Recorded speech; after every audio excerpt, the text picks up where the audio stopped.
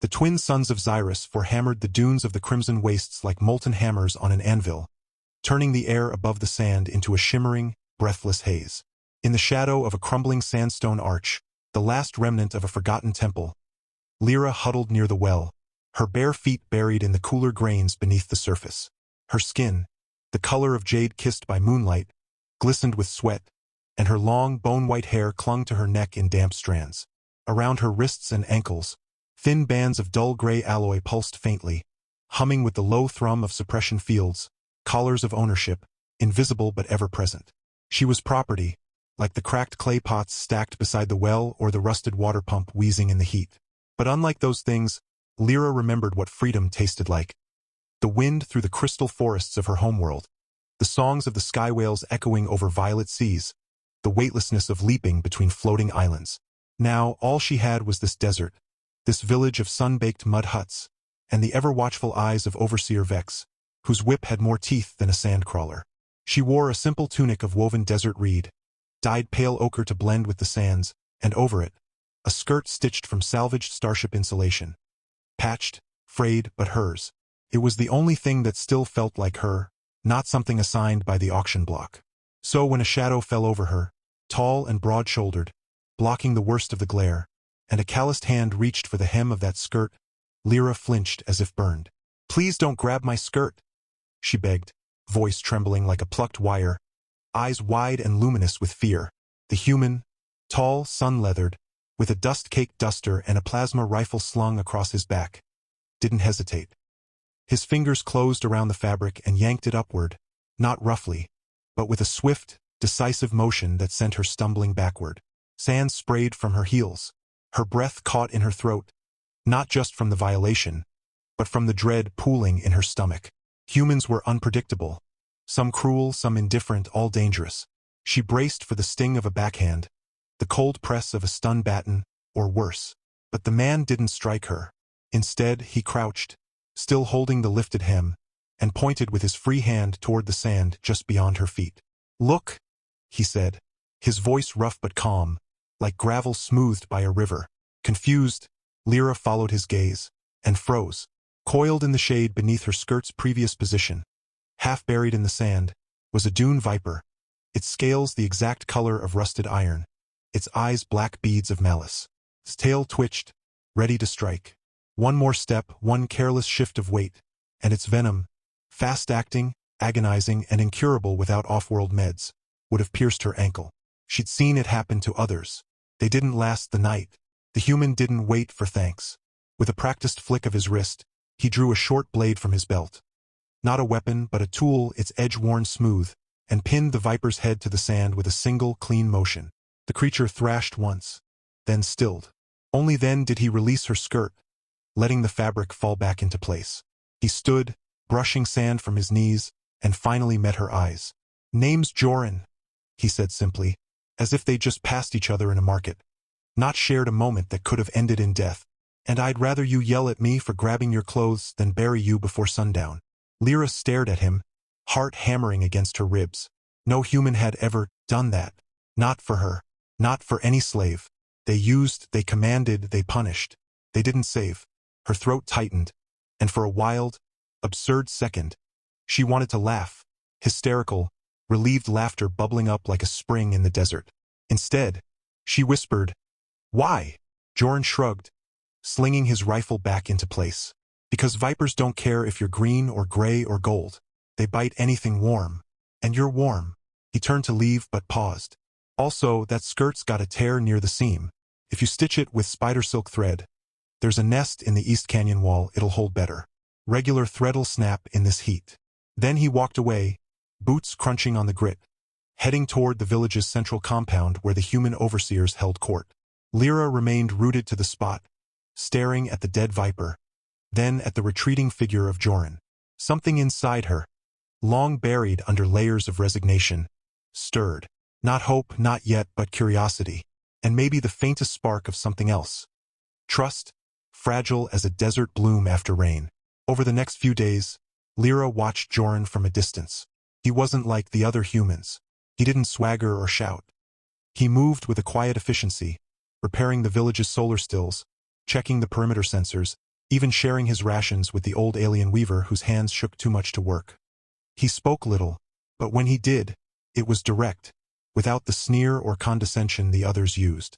And he never looked at the slaves as less than people, just people caught in a bad place like him. Rumor had it he'd been a scout for the Terran Alliance before the war turned sour, before the Xyrian desert became a graveyard for both sides. Now he was just here, a ghost in a duster doing what needed doing. Lyra, emboldened by that strange encounter, began to take small risks. She gathered spider silk from the canyon as he'd suggested, her fingers nimble despite the suppression bands. She mended her skirt, and then others, trading stitches for scraps of food or whispered news. She noticed things, the way Joran's eyes scanned the horizon at dusk, not with boredom but vigilance. The way he always carried extra water canteens, just in case. And she noticed the tension in the village thickening like storm clouds. Overseer Vex had been receiving encrypted comms from off-world. Patrols doubled, curfews tightened. Whispers spoke of a coming inspection, a high-ranking syndicate enforcer known for cleansing inefficient holdings. If slaves were deemed unproductive or rebellious, they'd be sold to the mines, or worse. One evening, as Lyra sorted salvaged tech parts near the scrap yard, Joran appeared beside her, tossing a cracked data slate into the bin. "You're good with your hands," he said, not looking at her. "Ever fix a plasma regulator?" She nodded. "On my homeworld, I maintained sky barges. Before the war." She didn't say before they bombed the floating cities, but the words hung in the air between them. "Ha!" He handed her a small, scorched component. "This one's fried. See if you can coax it back to life. We'll need it soon." "Why?" she asked, turning the regulator over in her palms. Felt familiar like an old friend. Joran's gaze flicked toward the western ridge, where the twin suns were bleeding into the horizon. "Because when the storm hits," he said quietly, "we'll need every spark we can get." The storm came 3 nights later, not of sand, but of steel and fire. A syndicate gunship, sleek and black as a beetle's carapace, descended from the upper atmosphere, its engine screaming like a dying star. Floodlights speared the village, casting long, jagged shadows. Enforcers in black armor poured out, their faces hidden behind mirrored visors, pulse rifles humming to life.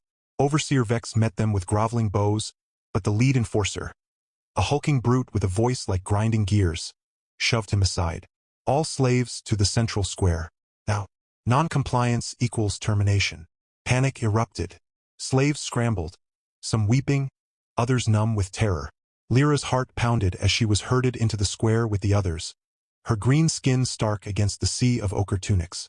She searched the chaos for Joran, and found him standing near the water tower, hands raised, playing the part of a compliant worker. But his eyes met hers, just for a second, and in them she saw not fear, but calculation. Plan. The enforcer strode through the crowd, scanning faces with a handheld scanner. "Defectives first," he barked. "The old, the sick, the broken." His gaze landed on the elderly weaver, then on a young boy with a limp. "These two. Load them." "No!" Lyra cried before she could stop herself. The word tore from her throat, raw and desperate. The enforcer turned, his visor reflecting her small, defiant figure. "You dare speak?" he growled, stepping toward her. "Green skin, you'll be next." He reached for her, but before his gauntlet hand could close around her arm, a sharp crack split the air. Not a gunshot. A power conduit on the water tower exploded in a shower of sparks. The enforcer spun, weapons raised. In the confusion, Joran moved. He wasn't holding a rifle anymore, but a jury-rigged EMP device. Lyra recognized the plasma regulator she'd fixed, now wired into a crude but effective pulse generator. He slammed it onto the ground, and a wave of blue energy rippled outward. Every enforcer's armor flickered and died. Their rifles sparked and went dark.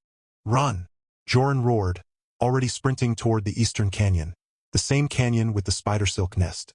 "To the caves! Now!" Chaos turned to stampede. Slaves scattered like startled quail, some toward the canyon, others diving into huts.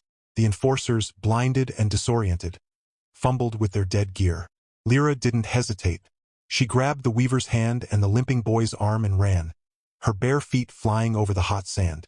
Behind her, blaster fire erupted, Joran laying down covering shots with a sidearm she hadn't seen him carry. A bolt seared past her ear, close enough to singe her white hair. They reached the canyon mouth just as Joran caught up, breathing hard. "Keep going," he gasped, shoving them forward. "The caves go deep. There's water, supplies. I'll hold them here." "You can't," Lyra cried, turning back. "They'll kill you." He gave her a grim half-smile. "They'll have to catch me first." Then he turned, raising his blaster, and fired a precise shot at the canyon wall above the gunship.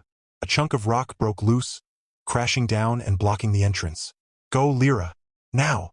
She ran, tears blurring her vision, the boy and the weaver clinging to her. The caves swallowed them, cool and dark after the desert glare. They stumbled through twisting passages until they reached a hidden chamber, stocked with water, dried rations, even medical kits. Other slaves trickled in, wide-eyed and trembling. Lyra counted them, 23 souls, including herself. Alive, free, for now. Hours passed. The distant sounds of battle faded. Then silence. Heavy, ominous silence. Lyra couldn't bear it. Leaving the others with instructions to stay hidden, she crept back toward the canyon entrance, her heart in her throat. She found Joran slumped against a boulder, blood soaking his duster, a blaster wound in his side. His face was pale, his breathing shallow, but his eyes were open, watching the stars begin to pierce the twilight sky. "You came back," he rasped. "You idiot," she whispered, dropping to her knees beside him. "Why didn't you run with us?" He coughed, a wet, painful sound. "Someone had to buy you time. Besides," he fumbled in his pocket and pulled out a small silver key, the kind that deactivated suppression bands. "Took this off the enforcer captain. Figured you'd need it more than me." Lyra's hands shook as she took the key. "Don't talk like that. You're not dying." "Might be," he admitted, wincing. "But if I am, promise me something." "What?" "Don't let them win. Keep running. Keep fighting. And," he managed a weak grin, "don't let anyone grab your skirt again, unless it's to save you from a viper." She laughed through her tears, the sound echoing in the vast desert night. Then she got to work, ripping strips from her mended skirt to bind his wound, using the medical kit she'd brought. She worked with the steady hands of someone who'd once kept sky barges aloft, who knew how to mend what was broken. Outside, the twin moons rose, casting silver light over the crimson wastes. The Syndicate gunship was gone. Fled or destroyed, she didn't know. But the desert was vast, and freedom, however fragile, was theirs for now. As she pressed the bandage tight, Joran's hand found hers. His grip was weak, but his voice was firm. "There's a resistance cell 3 days east. Tell them Joran sent you. They'll help you get off this rock." Lyra nodded, her white hair falling like a curtain around them. "We'll get you there too," she said fiercely. "You're not leaving me behind." He didn't argue. Maybe he didn't have the strength. Or maybe, just maybe, he believed her. The night stretched on, filled with the whisper of wind over sand and the quiet rhythm of two hearts refusing to give up. Somewhere beyond the dunes, danger still lurked. The Syndicate wouldn't forget this insult. But for now, in this small pocket of darkness, there was warmth. There was hope. And there was a green-skinned girl with white hair, stitching not just wounds, but a future, one careful, determined stitch at a time. 3 days of grit, blood, and whispered prayers brought them to the edge of the salt flats. A vast, blinding expanse where the earth cracked like ancient bone under the weight of the suns. Joran rode slumped over the back of a stolen sand skimmer, his face drawn and feverish, while Lyra guided the vehicle with hands that no longer trembled. The suppression bands were gone now, deactivated by the silver key, leaving only faint red rings around her wrists. Ghosts of ownership she refused to let define her again. Behind them, the skimmer's wake curled like a serpent through the dust, the only sign they'd passed this way.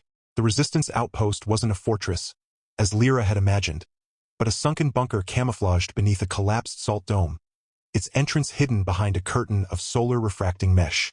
A sentry, a wiry human woman with cybernetic eyes, nearly shot them on sight until Joran croaked out a coded phrase. "The sky whales sing in violet seas."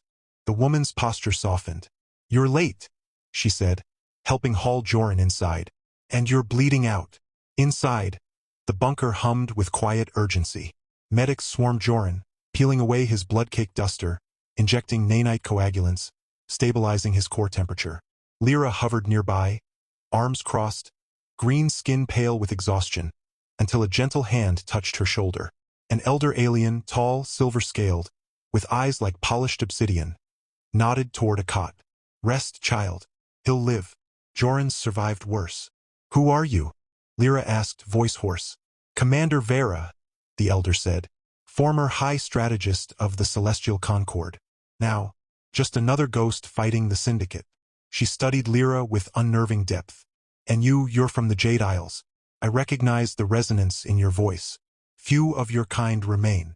Lyra's breath hitched. My family, the Sky Cities. Fallen. Vera finished gently. But not forgotten. And not lost. Not while you breathe. That night, as Joran slept under sedation, Lyra learned the truth. The Syndicate wasn't just slaving worlds. They were harvesting bioresonant DNA from rare alien species, like hers, to engineer a new breed of psychic soldiers. Her people's ability to harmonize with atmospheric currents and manipulate subtle energy fields made them perfect conduits. That's why she'd been captured. Why her homeworld was glassed. She wasn't just a slave. She was a blueprint. The revelation hit her like a sandstorm, suffocating, disorienting. But it also lit a fire in her chest. If they wanted her genes, they'd have to take them over her dead body. And if Joran had risked his life to save her, she'd be damned if she let his sacrifice mean nothing. Over the next week, as Joran slowly healed, something shifted between them. It wasn't grand declarations or stolen kisses under moonlight, though there were moments, quiet and charged, when their hands brushed while repairing a comms array, or when he caught her staring at the stars through the bunker's observation slit and simply stood beside her, silent. Their bond grew in the spaces between words. In the way he saved her the last protein bar, in how she stayed up nights reprogramming old drones to scout Syndicate patrols, in the dry humor that surfaced even in grim moments. You know, Joran said one evening, watching her splice wires with fingers that moved like liquid thought, you're terrifyingly good at this. Lyra smirked without looking up. On my world, children learn to rewire antigrav cores before they learn to walk. Your tech is primitive. Ouch. He grinned, then winced as he shifted on his cot. Still hurts like hell. Good, she said, finally meeting his eyes. Maybe next time you'll think twice before playing hero in front of a gunship. I'd do it again, he said simply, and she believed him. But peace, even underground, was fragile. On the 10th day, alarms blared through the bunker. Syndicate scouts, cloaked, silent, and equipped with biotrackers, had breached the outer perimeter. Worse, they weren't just hunting runaways. They'd triangulated Lyra's unique biosignature. Her very presence was a beacon. We have to move, Vera announced, her voice sharp as a blade. Now, they've locked onto you, Lyra. They know what you are. Joran, still weak but stubbornly upright, grabbed his rifle. Where do we go? There's an old Concord vault, Vera said, pulling up a holographic map. Deep in the glass wastes, the site of the first orbital strike on your homeworld, Lyra. It's shielded, buried under layers of fused silica. If we can reach it, we can mask your signature completely. And there may be something else there. Something the Syndicate fears. Lyra's stomach dropped. The glass wastes were sacred ground and cursed. No one who entered ever returned. I'm not letting you go alone, Joran said, reading her expression. You're not healed, she argued. And you're not going back to a cage, he shot back. We're in this together. Remember the skirt. She almost smiled. I remember the Viper. Same difference. They left under cover of a magnetic sandstorm, riding a modified crawler that groaned like a dying beast. The journey was brutal: heat, radiation pockets, and the ever-present dread of pursuit. But as the glass wastes rose on the horizon, a shimmering sea of black and silver where the sky met scorched earth, Lyra felt something unexpected. Not fear, but pull, like the land itself was calling her home. Halfway across the wastes, the crawler's engine sputtered and died. Before they could diagnose the fault, 3 Syndicate hunters emerged from the heat haze, tall, faceless figures in adaptive armor, their movements unnaturally smooth. One raised a biocaptor, a device designed to extract living tissue without killing the host. Run! Joran shoved Lyra behind a ridge of glass shards. I'll hold them. But Lyra didn't run. Instead, she closed her eyes, placed her palms flat on the ground, and listened. Beneath the silence of the wastes, she heard it. The faint, mournful hum of her ancestors, trapped in the crystalline matrix of the glass. Her people hadn't just lived here. They'd become part of it. She began to sing. It wasn't a melody anyone else could hear. A subsonic vibration that resonated through the silica. The ground trembled, cracks spiderwebbed beneath the hunter's feet. Then, with a sound like shattering stars, the glass erupted upward in jagged spires, impaling 2 hunters instantly. The third stumbled back, its biocaptor clattering to the ground. Joran stared at her, awe and something deeper in his eyes. You did that? Lyra swayed, drained but triumphant. My people don't just fly, she whispered. We awaken the earth. Before they could celebrate, a new sound cut through the air, the deep, guttural thrum of a heavy dropship descending. Not Syndicate, something older, something worse. From the ship emerged figures clad in obsidian armor etched with crimson glyphs. The Crimson Covenant, a rogue faction that had splintered from the Concord centuries ago. Fanatics who believed only through total annihilation could the galaxy be purified. And at their head stood a figure Lyra knew all too well. Kaelin? She breathed, horror flooding her veins. Her former betrothed, once a noble of the Jade Isles, now a zealot with eyes like smoldering coals and a voice that dripped venom. Lyra, he said, smiling without warmth. I knew the Syndicate's clumsy hunt would lead me to you. You were always too bright to stay hidden. You betrayed us, she said, fists clenched. You gave our coordinates to the Syndicate. I saved our legacy, he corrected, by ensuring your genes would be used to forge a new order. But now, I see you've fallen in with vermin. His gaze flicked to Joran with contempt. A human. How far the Jade Princess has fallen. Joran stepped forward, rifle raised. Back off, pretty boy. Kaelin laughed, a sound like breaking glass. You think your primitive weapon frightens me? He raised a hand, and the air around him warped. Energy crackled at his fingertips. She belongs to a higher destiny. And you are nothing. But Lyra stepped between them. I belong to no one, she said, voice steady. Not the Syndicate. Not you. And certainly not your twisted vision. Kaelin's smile vanished. Then you leave me no choice. He lunged, not at Joran but at Lyra, intending to seize her. But Joran was faster. He fired not to kill but to disrupt. The plasma bolt struck the ground at Kaelin's feet, triggering a chain reaction in the unstable glass. The ground split open, and Kaelin fell backward, snarling, as his soldiers scrambled to pull him free. Go! Joran grabbed Lyra's hand. Now! They ran, not away from the vault, but straight toward it, because Vera had been right. The vault wasn't just a hiding place. As they neared its entrance, a massive archway carved with ancient runes, Lyra felt a surge of recognition.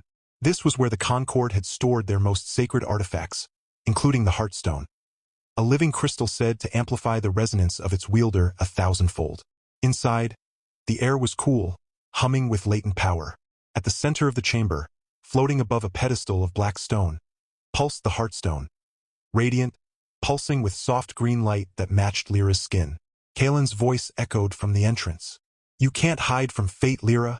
But Lyra wasn't hiding. She reached for the Heartstone. The moment her fingers touched it, light exploded through the chamber. Visions flooded her mind. Her mother's lullabies, the fall of the Sky Cities, Joran pulling her skirt from the Viper. His blood on her hands, his laugh in the bunker, his unwavering gaze in the storm. And beneath it all, a truth. The bond between them wasn't just trust or gratitude. It was something deeper, something the old songs called soul echo. A resonance that only occurred once in a lifetime, between two beings whose fates were woven together by the universe itself. She turned to Joran, tears streaming down her face. I see you, she whispered. All of you. He didn't understand the words, but he understood her. He took her hand, the Heartstone still glowing between them. Outside, Kaelin screamed in fury as the vault's entrance began to seal. But it was too late. Inside, bathed in emerald light, Lyra and Joran stood together. Not as slave and soldier, not as alien and human, but as two souls who had found each other in the ruins of war and refused to let go. The Heartstone pulsed once, then dimmed, its power now part of her. She was no longer just Lyra of the Jade Isles. She was something new, and with Joran at her side, she was ready to fight. Not just for survival, but for a future where no one would ever again beg, please don't grab my skirt, in fear. Because now she knew. Sometimes the hand that reaches for your skirt is the one that pulls you back from the edge of death and into a life worth living. The Heartstone's light faded, but its echo remained. not just in Lyra's veins, but in the very air around them, as if the vault itself had exhaled a breath it had held for centuries. Outside, Kaelin's enraged howls were swallowed by the grinding stone as the entrance sealed completely, locking the past away. For the first time since the Sky Cities fell, Lyra felt not like a refugee, but like an heir of her people, yes, but also of something new, something forged in fire and sand and quiet acts of courage. Joran, still leaning against the pedestal for support, watched her with an expression she couldn't quite name. Awe, yes, but also tenderness, and something deeper that made her chest ache. "So," he said, voice rough but warm, "does this mean I get to keep calling you Green?" She laughed. A real laugh, bright and unburdened, and punched his shoulder lightly. "Only if I can keep calling you Skirt Grabber." He winced, but grinned. Fair enough. They didn't stay in the vault long. The Heartstone had done more than awaken Lyra's latent abilities. It had sent out a resonance pulse, a silent beacon only the true Concord loyalists could detect.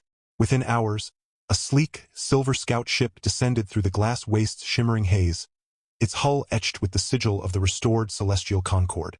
Aboard was Commander Vera, flanked by a dozen warriors, some human, some alien, all bearing the scars of war and the hope of peace. The Syndicate, reeling from internal sabotage and the loss of their bioharvesting outposts, had fractured. The Crimson Covenant, exposed and hunted, had gone underground. The war wasn't over, but the tide had turned. And Lyra, with the Heartstone's power now woven into her being, was no longer a target to be captured. She was a symbol, a leader. But leadership, she soon learned, didn't mean solitude. Over the next year, as the Concord re-established safe zones across the sector, Lyra and Joran became inseparable. He refused a command post, choosing instead to serve as her tactical advisor and her anchor. When the weight of decisions threatened to crush her, he'd drag her to the mess hall for terrible synth coffee and worse jokes. When nightmares of the desert village returned, he'd sit silently beside her bunk until her breathing steadied. And when she stood before the Concord Council to argue for the rights of former slaves, human and alien alike, he stood just behind her shoulder, a quiet presence that said, "You're not alone." Their bond deepened not in grand gestures, but in the small, stubborn ways love grows in hard places. Sharing a blanket during cold watches, trading stories of their childhoods, his on a rainy Earth colony, hers among floating gardens, learning each other's rhythms until they moved like a single organism in battle and in rest. One evening, as they stood on the observation deck of the Concord flagship Whisper of Jade, watching twin moons rise over a newly liberated world, Joran turned to her. "You know," he said, "I never thought I'd live to see peace, let alone this." "This?" she asked, raising an eyebrow. He gestured between them, then out at the stars. "All of it. You. A future that isn't just about surviving the next hour." Lyra took his hand. "Then let's make it more than survival," she said softly. "Let's make it a life." And so they did. 6 months later, beneath a canopy of bioluminescent vines on a reclaimed world once scarred by war, they were married. The ceremony was simple but radiant. No grand throne room, no political fanfare. Just friends, comrades, and the few surviving elders of Lyra's people. Vera officiated. The weaver from the desert village, now thriving in a free settlement, wove Lyra's veil from spider silk and starlight thread. And when Joran lifted the veil and kissed her, the crowd erupted in cheers that echoed across the valley. They didn't wait long to start their family. Their first child, a daughter with jade-green skin, snow-white hair, and Joran's stubborn chin, was born under a sky streaked with auroras. They named her Sarah, after the ancient word for dawn. 2 years later came twin boys. Kale, a name reclaimed, not out of memory but defiance, and Ren, both with Lyra's luminous eyes and their father's dry wit. Then another daughter, Mira, who at 3 years old could already hum harmonies that made the ship's plants bloom. Their home wasn't a palace, but a sun-drenched house on the edge of a crystal forest, where the wind still carried the songs of the sky whales. Joran taught the children how to track sand lizards and fix a fusion coil. Lyra taught them the old lullabies and how to listen to the earth's quiet voice. They argued over chores, laughed over burnt meals, and curled up together on stormy nights, a tangle of limbs and love. Years passed. The twins grew into daring scouts. Sarah became a diplomat who could calm a riot with a single sentence, and little Mira showed signs of inheriting her mother's resonance gift, though she mostly used it to make the family's pet drone dance during dinner. One evening, as the suns dipped below the horizon, painting the sky in hues of rose and gold. Lyra sat on the porch swing, Joran beside her, their fingers laced. Their children played in the yard, their laughter mingling with the chirp of night birds. "You ever miss the desert?" he asked quietly. She leaned her head on his shoulder. "I miss the person I was before I met you," she said. "But I don't miss the loneliness." He kissed the top of her head. "Me neither." They watched as Sarah lifted Mira onto her shoulders so she could reach the glowing fruit on the highest branch. Kale and Wren raced past, arguing over who got to pilot the hoverbike tomorrow. The house behind them hummed with warmth, with life, with the quiet miracle of peace earned and cherished. No vipers lurked in the sand here. No collars hummed on wrists. No syndicate ships darkened the sky. There was only this: a green-skinned woman with white hair, a human man with a duster folded neatly in a closet, and the family they built from the ashes of war, laughing, loving, and living happily for all their days. Years melted into decades like desert dunes reshaped by gentle winds. Their home, nestled between crystal forests and singing rivers, became a haven, not just for their family, but for others seeking peace after the long war. Lyra's hair silvered with time, but her skin still held the soft green glow of her heritage, and Joran's hands, though lined and scarred, remained steady, always ready to fix a broken toy, hold hers at night, or lift a grandchild onto his shoulders. Their children grew, married, and brought new laughter into the house. Tiny feet pattering through hallways, new voices joining old songs. Sarah became an ambassador, Kale a starship engineer, Wren a teacher of forgotten histories, and Mira a healer who could soothe pain with a hum. On their 50th anniversary, the entire village gathered beneath the bioluminescent canopy where they'd wed. Grandchildren wove flower crowns, great-grandchildren chased fireflies, and old comrades toasted with cups of spiced nectar. Joran, slower now but eyes still bright, whispered in Lyra's ear, "Still the most beautiful woman on any world." She smiled, squeezing his hand, the same hand that once grabbed her skirt to save her life. They never forgot the desert, the fear, or the vipers, human and otherwise, that once hunted them. But they chose to remember more: the courage, the kindness, the quiet moments that stitched their souls together. When they passed, Joran first, peacefully in his sleep, Lyra a year later with her head on his favorite pillow, surrounded by family. Their legacy didn't end. It bloomed.